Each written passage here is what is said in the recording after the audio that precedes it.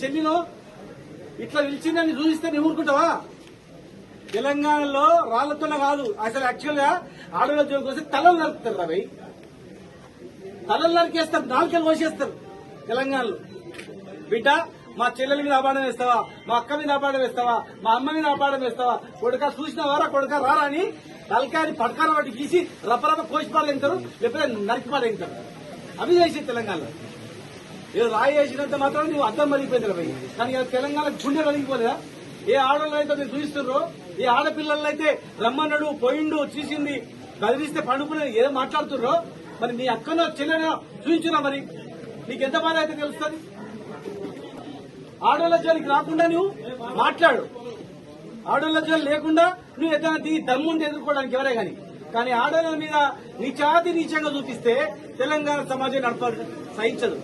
మీరు పడుతుంది నింటది, ఒక పూట ఉపాసం ఉంటారు. కానీ ఇలాంటి చెడ్డది కుటుంబ సభ్యుల ఆడవాళ్ళ మీద వచ్చిందంటే ఎవరు ఊరుకోండి తెలంగాణలో.